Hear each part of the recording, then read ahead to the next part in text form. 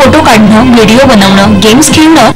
महाराष्ट्रामध्ये शिक्षण क्षेत्रात सध्या वेगवेगळे प्रयोग केले जातात। अर्धवट शिक्षण घेऊन शाळेतून बाहेर पडणाऱ्या मुलांचा शिक्षणामधला कल वाढावा याकरता त्यांना विविध सोयी सवलती देण्यात येतात। रायगड जिल्ह्यामधल्या खैरात गावामधल्या प्रत्येक विद्यार्थ्याला एक विद्यार्थी लॅपटॉप या प्रकल्पांतर्गत लॅपटॉप देण्यात आलाय। सध्या या शाळेमधल्या विद्यार्थ्यांच्या अनुपस्थितीचं प्रमाण कमी झाल्याचं आढळून आलंय। भोली भाली मत वाली आंखों में क्या है, भोली भाली मत वाली आंखों में क्या है। खैरात गावातील या विद्यार्थ्यांच्या दप्तरात वह्या पुस्तकांच्या ओझ्याऐवजी आंतरराष्ट्रीय शाळेतील मुलांप्रमाणे लॅपटॉप दिसून येतोय। जागतिकीकरणाच्या या काळामध्ये आधुनिक सोयी सुविधांचा वारा या मुलांना फारसा लागला नव्हता।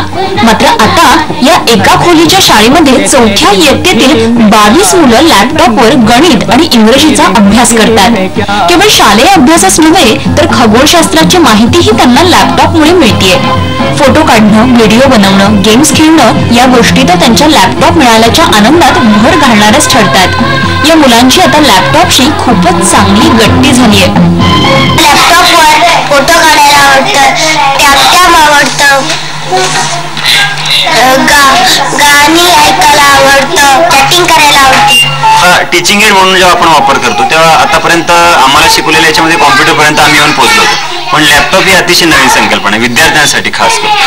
कारण आणि हे लॅपटॉप असे बनवलेत की याला कुठल्याही प्रकारचा शॉक वगैरे हा काही प्रकार लागणार नाही, चार्जिंगवर आहेत, त्याच्यामुळे त्याचा एक शैक्षणिक साहित्य म्हणून अतिशय चांगला उपयोग होऊ शकतो।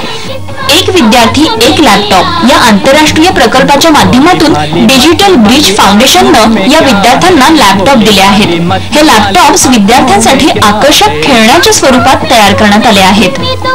की त्यांच्यामध्ये सेल्फ लर्निंगचं जे प्रोसेस आहे ते त्यांच्यामध्ये होईल। लॅपटॉप जेव्हा ते वापरेल ते स्वतःही फार सारखं ऍक्टिव्हिटीज स्वतःही एक्सप्लोर करणार आणि ते ऍक्टिव्हिटीज ते स्वतः शिकणार।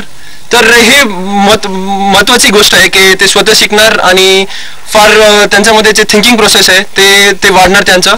मुंबईसारख्या शहरामध्ये विद्यार्थ्यांनी लॅपटॉप हाताळणं ही नाविन्याची गोष्ट उरलेली नाही। मात्र प्राथमिक सुविधांपासून वंचित असलेल्या खैरात सारख्या गावामध्ये या लहानग्यांच्या हातात असलेले लॅपटॉप्स रायगड वासियांसाठी कौतुकाचा विषय ठरतात। झी 24 ताससाठी आदिती शर्मा, रायगड।